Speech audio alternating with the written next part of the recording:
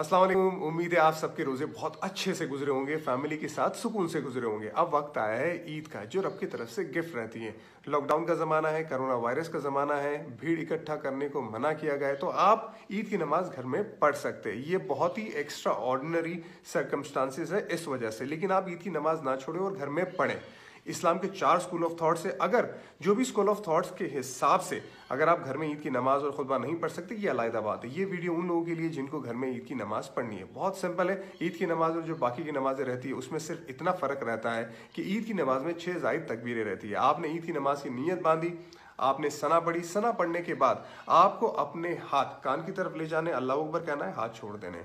कान की तरफ ले जाना है, अल्लाह अकबर कहना है, हाथ छोड़ देने। कान की तरफ ले जाना है, अल्लाह अकबर कहना है, और फिर आप अपने हाथ बांध दीजिए। और उसके बाद अलहम्दु की सूरत पढ़े, एक और सूरत पढ़ के रुकू में जाए। रुकू में जाने के बाद जिस तरह से आप सजदे में जाते हैं, जिस तरह से पहली रकात ख़त्म करते हैं, बिल्कुल उसी तरह से ख़त्म करें। उसके बाद जब आप दूसरी रकात में खड़े हो जाते तो पहले से ही आप अपने हाथ बांध देंगे। अलहम्दु की सूरत पढ़ेंगे, उसके बाद दूसरी सूरत पढ़ेंगे, चाहे वो कुल की सूरह क्यों ना आती हो। उसके बाद आप अपने हाथ कान की तरफ ले जाके अल्लाह अकबर कहेंगे, हाथ छोड़ देंगे, अल्लाह अकबर कहेंगे, हाथ छोड़ देंगे, अल्लाह अकबर कहेंगे, हाथ छोड़ देंगे। चौथी मर्तबा जब आप अल्लाह अकबर कहेंगे तब आप सीधा रुकू में जाएंगे। रुकू में जाने के बाद खड़े होने के बाद जिस तरह से आप सजदे में जाके जिस तरह से आप अपनी बाकी नमाजें ख़त्म करते हैं, बिल्कुल उसी तरह नमाज ख़त्म करके सलाम फिराएंगे।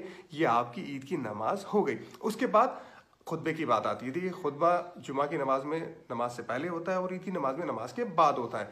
बहुत सिंपल, अगर आपको खुतबा पढ़ना है तो बहुत सिंपल मैं खुतबा आपको बताऊंगा। आप खड़े हो जाए, उसके बाद आप तकबीर पढ़े, अल्लाहु अकबर, ला इलाहा इल्लल्लाहु वल्लाहु अकबर वलिल्लाहिल हम्द।